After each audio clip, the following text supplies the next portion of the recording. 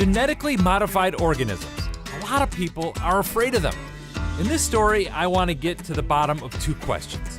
Do GMOs hurt the environment, and are they gonna hurt you? Let's start on a Saturday in the park.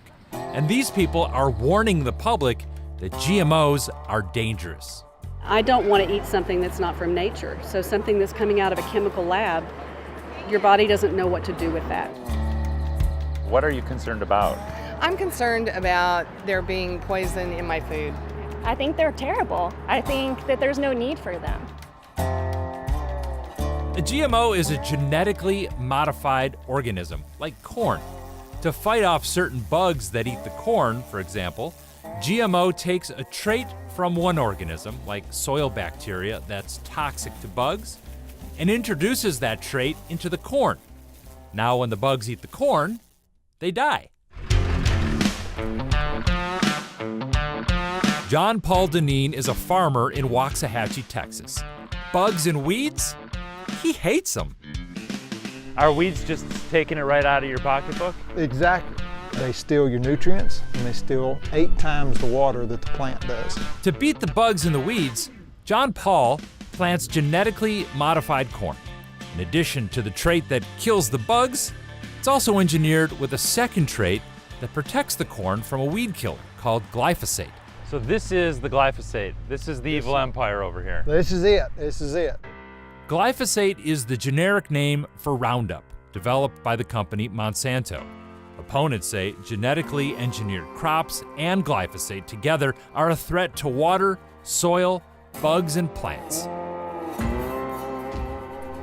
We're about to mix the glyphosate and the water together, put it in this giant spraying truck. Okay, there goes the glyphosate. And people say so many things about Roundup and glyphosate, and here I am just pouring it into this giant bucket. Oh, I got a little Roundup on my face there. I'm tagging along with John Paul as we spray hundreds of acres with glyphosate. A lot of people think what we're doing right now is bad for the environment. Is it? For guidance, I'm relying on this 600-page landmark report from the National Academy of Sciences. So what does it say about the water, the soil, bugs, and plants?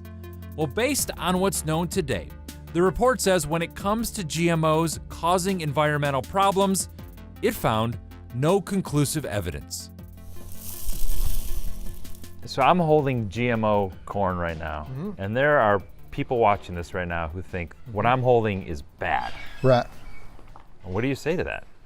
You know, we need to be respectful in agriculture of all the different ways that we can raise crops. And just because I choose and my neighbors choose to raise a GMO crop doesn't mean that we are the villain or we're doing something bad. Science is always evolving and they're learning more. But I think we need to know how certain science is that this stuff is safe to eat. It's kind of scary that it can be kind of certain about something that could kill us all. How do GMOs affect human health? I'm in the lab at Texas A&M University, where scientists actually make new varieties of GMOs. Right now, there are only 9 GMO crops in production in the world. I think you need to do a little work lower left. I'm tweezering plant seeds trying to get a single gene that's living in the Petri dish gel to transfer from the gel into the seed. Oh, I dropped it again. It's part of a much larger, very complicated process. Your years of research you've entrusted to me right now. Yeah, I'm keeping my eye on you. I'm talking to Dr. Betsy Pearson from A&M's Horticultural Sciences program. She loves her some GMO. This is a technology that's solving problems. Like hunger. Texas A&M is taking cottonseed, which is toxic, and making it edible. If scientists can do that, they believe they can feed 600 million people around the world. People might still reject that. Exactly. In this country, they might say, I'm not eating that. Or I'm not eating the cow that ate that. Right. Is GMO safe? Well, compared to what? Compared to not having anything to eat? Maybe. Maybe? What's up with that? Here's the thing. Scientists don't like to make sweeping statements because science is always changing, but consumers want certainty. Opponents of GMO say it leads to increases in cancer, autism, celiac disease, and food allergies.